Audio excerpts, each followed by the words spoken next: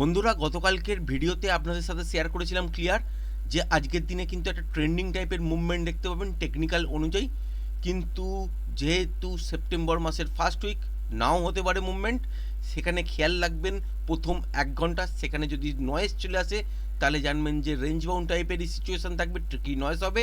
আর যদি প্রথম 1 ঘন্টার মধ্যেই একটা ভালো মুভমেন্ট বা রিট্রেসমেন্ট হয়ে উপরের দিকে ফেরত বা উপরের দিক থেকে তলার দিকে একটা ভালো মুভমেন্ট পাওয়া যায়, তাহলেই জানবেন যে আরও বড় মুভমেন্ট কিন্তু অপেক্ষা করছে। সারাদিন ধরে একটা ট্রেন্ডিং মুভমেন্ট আপনারা দেখতে চলেছেন। আজকে সকালবেলা যদি দেখেন তো উপরের দিকে বাজার খুলেছে, খোলার পর তলার দিকে এসছে এবং প্রথম 15 মিনিট কেটে যাওয়ার পরই দেখতে পেয়েছেন বাজারের মধ্যে নয়েজ। এখানে কিন্তু কোনো ট্রেডেবল মুভ আজকের দিনে বেরোয়নি। ঠিক এই জায়গাটা দেখার পর যারা টেকনিক্যালটা জানেন, এইখানে কিন্তু একটা কল শর্ট করা গিয়েছিল ঠিক এই রেঞ্জটার মধ্যে, এবং তারপরে যে মুভমেন্টটা হয়েছে এই মুভমেন্টেই ক্যাপচার করা গেছে। তারপরে কিন্তু আর কোনো ট্রেডিং সেট আপ বেরোয়নি, মানে আজকের দিনে অপশান বায়ারদের জন্য নিফটির মধ্যে কিন্তু কিছু ছিল না।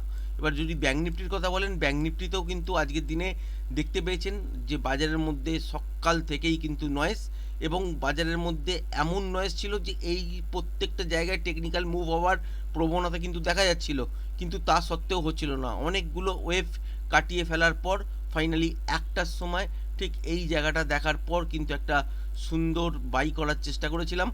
আর এখান থেকে উপরে ওঠার পরও কিন্তু আলটিমেট তলায় পড়লো এবং এখানে কিন্তু স্টপ লস চলে গেল। তারপরে টেকনিক্যাল মুভ অনুযায়ী এখান থেকেও কিন্তু বাই ধরা যায় ঠিক এই জায়গাটা দেখার পর থেকে, এবং সুন্দর প্রফিট হতো, কিন্তু আর সাহস হলো না।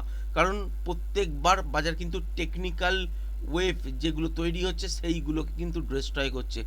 দুবার তিনবার প্যানিক দেওয়ার পর কিন্তু একটা মুভমেন্ট হচ্ছে, বা তাতেও কিন্তু হচ্ছে না। সুতরাং এই যে মুভমেন্টগুলো দেখছেন বাজারের মধ্যে, এটা দেখে কিন্তু মনে হচ্ছে 2008 সালের কথা, যেখানে অনেকেই স্টক কিনতেন, একদিন দুদিন হোল্ডিং করতেন, তারপর উপরের দামে বেচে দিতেন, বা যেদিন কিনতেন তারপরে হয়তো স্টক কিছুটা তলায় পড়ে যেত, তারপরেও কিন্তু কিছু অ্যাভারেজ করতেন, 2-3 দিন 4 দিন পর আবার কিন্তু নতুন হাই হয়ে যেত, সেখানে গিয়ে বেঁচে দিতেন। তাদের কাছে কিন্তু মার্কেটটা ছিল খুব সুন্দর সেই সময়কার পরিপ্রেক্ষিতে। কিন্তু আজকের দিনে দাঁড়িয়ে যদি ভাবেন যে এই রকমভাবেই মার্কেট চলতে থাকবে, যেমন লাগাতার 2020-21 এই সময়টা থেকে দেখছেন যে বাজার একটা তলার দিকে পড়েছিল, তারপর থেকে যে মুভটা শুরু হয়েছে সেটা থেকে কিন্তু কন্টিনিউ র্যালি চলছে। কোনো জায়গায় গিয়ে বাজার যে দাঁড়াচ্ছে বা ওখান থেকে যে একটা রিট্রেসমেন্ট হচ্ছে সেটা কিন্তু দেখতে পাচ্ছেন না বাজারের মধ্যে, এবং কন্টিনিউ 2-3 দিন ছাড়া ছাড়া একটা একটা করে নতুন নতুন লাইভ হাই কিন্তু নিফটির মধ্যে দেখা যাচ্ছে। এখান থেকে কি বোঝা যাচ্ছে? এখান থেকে বোঝা যাচ্ছে যে কোনো সময় একটা বড় মুভ কিন্তু ওপর থেকে নিচের দিকে হতেই পারে, সেখানে কিন্তু অনেকেই ট্র্যাপ হতে পারেন। সুতরাং এই জায়গাগুলো খেয়াল রেখে তবেই কিন্তু ট্রেড করবেন। কালকের দিনের জন্য টেকনিক্যাল অনুযায়ী যদি বলেন, সেক্ষেত্রে বাজারের মধ্যে আপনারা কিন্তু রেঞ্জ বাউন্ড টাইপেরই সিচুয়েশান দেখবেন। আর যদি এক্সট্রা অর্ডিনারি মুভ হয়ে যায় সেটা কিন্তু কিছু করার নেই। টেকনিক্যাল মুভের কথা বলছি, টেকনিক্যাল মুভ অনুযায়ী উপরের দিকে বা তলার দিকে ঠিক এই সুইং লোটা যদি ব্রেক করে তাহলে তলার দিকে, এই সুইং হাইটা যদি ব্রেক করে তাহলে উপরের দিকের জন্য কিছুটা মুভমেন্ট পাবেন। কিন্তু সচরাচর টেকনিক্যাল অনুযায়ী যে মুভটা হওয়ার কথা সেটা হচ্ছে রেঞ্জ বাউন্ড।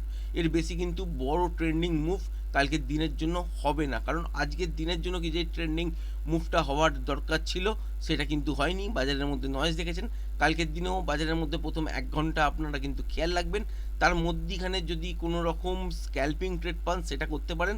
ওপরের দিকে যদি রেঞ্জ বলেন ঠিক এই জায়গাটা, যেটা হচ্ছে 25,300, আর তলার দিকে যদি বলেন তাহলে হচ্ছে 25,260, এই রেঞ্জটা কিন্তু খেয়াল রাখবেন। যদি কোনো কারণে দেখেন যে গ্যাপ আপ খুলেছে আর ওপরে 25,300 এই লেভেলটাকে ব্রেক করে সাস্টেন করতে পারছে না, এখানে যদি রিভার্সাল দেখতে পারেন তাহলে এখানে একটা স্ক্যাল্পিং ট্রেড মর্নিংয়েই বার করতে পারেন। বা যদি দেখা যায় যে এই সব জায়গায় ফ্ল্যাট খুলে ওপরের দিকে যাওয়ার চেষ্টা করেছে, সেক্ষেত্রে হয়তো ট্রেড বেরোবে না, মোমেন্টামটাকে ফলো করার চেষ্টা করবেন। ঠিক এই রেঞ্জটা ব্রেক হওয়ার পর একটা রিট্রেসমেন্ট হতে দেবেন, তারপর যদি আবার 25,300কে ব্রেক করে সেক্ষেত্রে তখন কিন্তু উপরের দিকের জন্য ট্রেড করতে পারবেন।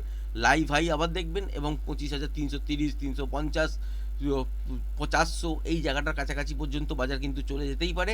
যতক্ষণ বাজারের মধ্যে মোমেন্টাম থাকবে মোমেন্টামটাকে ট্রেড করতে পারেন। এছাড়া যতক্ষণ দেখবেন যে মোমেন্টাম লস হচ্ছে তখন কিন্তু একবার বাজার থেকে এক্সিট হয়ে যাবেন। প্রফিট থাকলে প্রফিটটাকে নিয়ে এক্সিট হবেন, কারণ ভয়ঙ্করভাবে কিন্তু থিটার এফেক্ট বাজারের মধ্যে পড়ছে। এই সব জায়গায় যদি দেখেন আজকের দিনে বাজার এখান থেকে কিন্তু তলার দিকে পড়েছে, এইখান থেকে যে ওপরের দিকে পড়েছে সেখানে কিন্তু বাজার ইন্টারেস্টই দেখায়নি। যদি অপশানটা আপনারা খুলে দেখেন সেক্ষেত্রে বুঝতে পারবেন যে এখান থেকে কলটা যে পরিমাণে তলার দিকে পড়েছিল আর এখান থেকে যখন বাজার উপরের দিকে উঠলো সেক্ষেত্রে এখান থেকে অপশানের প্রাইসটা কিন্তু ওঠেনি এত দূর পর্যন্ত, তার ধারে কাছেই যায়নি। কারণ কি অপশানের থিটার এফেক্ট এতই ছিল যে বাজার একটা রেঞ্জের মধ্যেই ঘোরাঘুরি করছিল। সুতরাং তারপর দেখেছেন যে এখান থেকে যখন বাজার আবার তলার দিকে মুভ করলো সেক্ষেত্রে কিন্তু অপশানের প্রাইস এইখানে যা ছিল তার থেকেও ব্রেক করে অনেকটা তলায় কিন্তু চলে গেল। এই রকম কিন্তু থিটার এফেক্ট হচ্ছে, সুতরাং বেশিক্ষণ ট্রেডটাকে হোল্ড করার চেষ্টা করবেন না। এবার যদি দেখা যায় যে ক্লিয়ার গ্যাপ আপ খুলেছে এবং 25,300-র ওপর কন্টিনিউ সাস্টেন করছে, সেক্ষেত্রে উপরের দিকে যতক্ষণ মোমেন্টাম পাবেন সেক্ষেত্রে আপনারা ট্রেডটাকে হোল্ড করতে পারেন। এবার যদি দেখা যায় যে গ্যাপ ডাউনে খুলেছে ঠিক এই রেঞ্জটাকে ব্রেক করেছে যেটা হচ্ছে 25,250, তাহলে কিন্তু তলার দিকে 25,200 এই জোনটার কাছাকাছি পর্যন্ত একটা টার্গেট আপনারা পেয়ে যাবেন, ঠিক এই জায়গাটার কাছাকাছি পর্যন্ত। এটা যদি মর্নিংয়ে হয় তবেই কিন্তু পাবেন, আদারওয়াইজ এইরকম নয়েজ কিন্তু দেখতে পারেন, নয়েজ থাকলে কিন্তু ট্রেড করতে যাবেন না। ব্যাঙ্ক নিফটির ক্ষেত্রে দেখেইছেন আজকে কিন্তু একটা স্ট্রেট মুভ এখান থেকে হয়ে গেছে, এগুলো আনএক্সপেক্টেড মুভ। এই মুভগুলোর মধ্যে টেকনিক্যাল অনুযায়ী কিন্তু ট্রেড করা সম্ভব নয়। কেউ যদি এইসব জায়গায় এন্ট্রি করে ফেলেন কোনো কারণে, সেখান থেকে তো ভালো মুভমেন্ট পেয়েছেন এবং বড় একটা প্রফিট করতে পেরেছেন, কিন্তু টেকনিক্যালি মুভ যদি বলেন এখানে দুবার ফলস টেকনিক্যাল মুভ দেখানোর পর ঠিক এই জায়গাটা একবার, তার আগে ঠিক এই জায়গাটায় একবার, এইগুলো দেখানোর পর তারপর কিন্তু ফাইনালি এই জায়গায় যে টেকনিক্যাল মুভটা দেখিয়েছে সেখান থেকে কিন্তু একটা মুভমেন্ট চালু হয়েছে। তো সুতরাং এইখানেও যারা ট্র্যাপ হয়েছেন বা এখানে যারা ট্র্যাপ হয়েছেন তারা এখানে সাহসই করবেন না, যেখান থেকে উপরের দিকে বাজার চলে যেতে পারে। এইটারই কিন্তু সুযোগ নিচ্ছে, এরমভাবেই কিন্তু বাজার চলছে। আর এইটা দেখেই কিন্তু 2008-এর কথা মনে পড়ছে। এবং এখান থেকে কি বোঝা যাচ্ছে যে বাজার যখনই উপরের দিকে মুভমেন্ট করছে বা তলার দিকে মুভমেন্ট করছে 2-3 বার কিন্তু ফলস দেখাচ্ছে, তারপরেই কিন্তু টেকনিক্যাল মুভ হচ্ছে। তো এইখানে কিন্তু ট্রেড করা সম্ভব নয়, সুতরাং অ্যাভয়েড করার চেষ্টা করবেন। কালকের দিনের জন্য যদি দেখা যায় যে গ্যাপ আপ খুলে গেছে কোনো কারণে 51,750 এই লেভেলটার ওপর এবং কন্টিনিউ সাস্টেন করছে, সেক্ষেত্রে 52,000 পর্যন্ত আপনারা টার্গেট পেতে পারেন এবং মোমেন্টাম যতক্ষণ থাকবে ততক্ষণই ট্রেড করবেন। আর যদি দেখা যায় যে গ্যাপ ডাউনে খুলেছে কিন্তু 51,320, 300 এই জোনটার ব্রেক করেনি, সেক্ষেত্রে রিভার্সাল সাইন দেখলে এখান থেকেও কিন্তু আবার বাই করা যেতে পারে এবং ওপর দিকের টার্গেট 51,700, 750 পর্যন্ত রাখতে পারেন। আর এখানে এসে দেখবেন যে মোমেন্টাম কেমন আছে, মোমেন্টাম যদি থাকে তাহলে হোল্ড করবেন, আর যদি প্যাটার্ন ওয়াইজ লেভেলটাকে ব্রেক করে এইসব লেভেলের কাছাকাছি থেকে তাহলে কিন্তু ওপর দিকে আবার 52,000 পর্যন্ত যেতে পারে। এবার যদি দেখা যায় যে গ্যাপ ডাউনে খুলেছে, খোলার পর দেখলেন যে স্ট্রেট এই সুইং লোটাকে ব্রেক করে দিচ্ছে যেটা হচ্ছে 51,320 বা 300, এই জোনটাকে যদি ব্রেক করে দিয়ে কন্টিনিউ সাস্টেন করে চলার দিকে কিন্তু এত দূর পর্যন্ত পড়তে পারে যেটা হচ্ছে 51,000 এই জায়গাটার কাছাকাছি কিন্তু চলে আসতে পারে। যদি দেখেন গ্যাপ ডাউনের সঙ্গে খুলেছে 51,320 থেকে 280, এই যে জোনটা দেখতে পাচ্ছেন ঠিক এই জোনটার মধ্যে বাজার খুলেছে এবং ছোটোখাটো রিট্রেসমেন্ট নিয়ে আবার লেভেলটাকে ব্রেক করছে, তখনই কিন্তু শর্ট করবেন এবং তলার দিকে টার্গেট হিসেবে এত দূর পর্যন্ত পেতে পারেন যেটা হচ্ছে 51,000 এই জায়গাটার কাছাকাছি আসতে পারে। এটা যদি ফার্স্ট হাফে কমপ্লিট হয়, সেকেন্ড হাফে কিন্তু যদি একটা রিট্রেসমেন্ট নিয়ে বা প্যাটার্ন ওয়াইজ লেভেলটাকে ব্রেক করে সেক্ষেত্রে আরও তলার দিকে পড়বে, সেক্ষেত্রে তখনই কিন্তু আপনি ডিসিশন নিতে পারবেন যখন আপনি ইন্টারডেতে ফ্রেশ প্রাইস অ্যাকশন দেখবেন এবং তারপর কিন্তু ডিসিশন যেটা হবে সেটাই কিন্তু ফাইনাল তলার দিকে যাবে না ওইখান থেকে রিভার্সাল হবে, তখনই কিন্তু বোঝা যাবে।